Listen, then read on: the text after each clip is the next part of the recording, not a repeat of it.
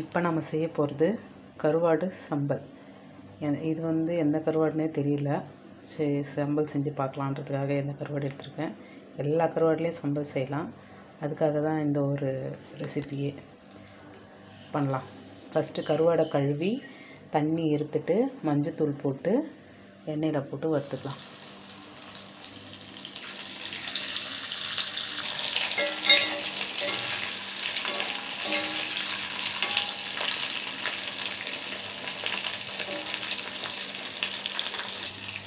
வெறும் மஞ்சத்தூள் போட்டு எண்ணெயில் வறுக்கிறது தான் இது.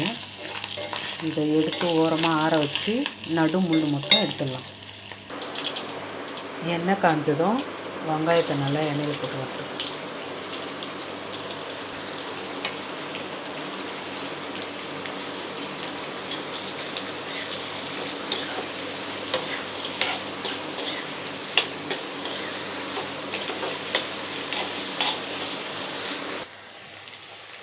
வெங்காயம் நல்லா மொறுன்னு கோல்டன் ப்ரௌன் கலர் வர வரைக்கும் நல்லா வறுக்கணும். சப்ஸ்கிரைப் பண்ணுங்கள், லைக் பண்ணுங்கள். நல்லா ப்ரௌன் கலராக வந்துச்சு. இப்போது இந்த டைமில் நல்லா முறுக்கும். அப்போ எடுத்து வச்சிடலாம். எண்ணெய் காஞ்சிருக்கு. கருவேப்பிலை போட்டுக்கணும்.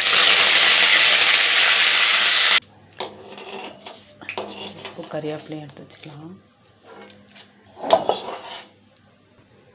இப்போது பூண்டு போட்டுக்கலாம்.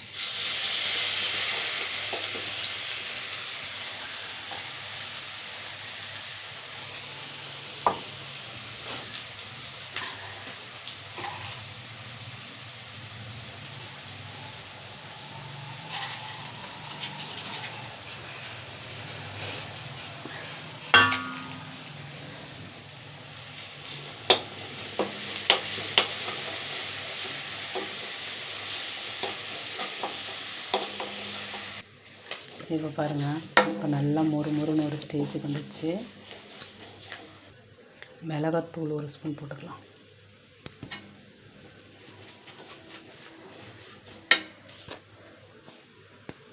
இன்னொரு அரை ஸ்பூன் போட்டுக்கலாம். உப்பு மட்டும் போடணும். கருவாடில் இருக்க உப்பே போடும். இப்போது கருவாடு எடுத்து உதுத்து அந்த நடு முள் மட்டும் எடுத்து வச்சுருக்கேன், அதை போட்டுக்கலாம்.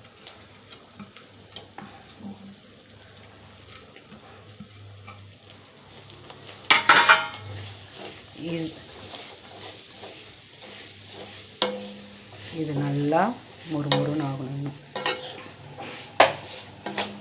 நல்லா மொறுன்னு அந்த கருவாடை நல்லா வறுக்கணும்.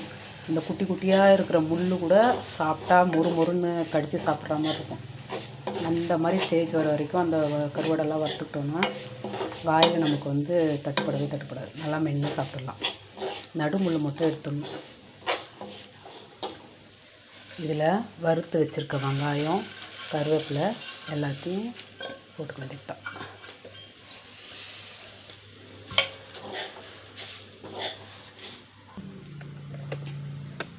கருவாடு சம்பல் தயார்.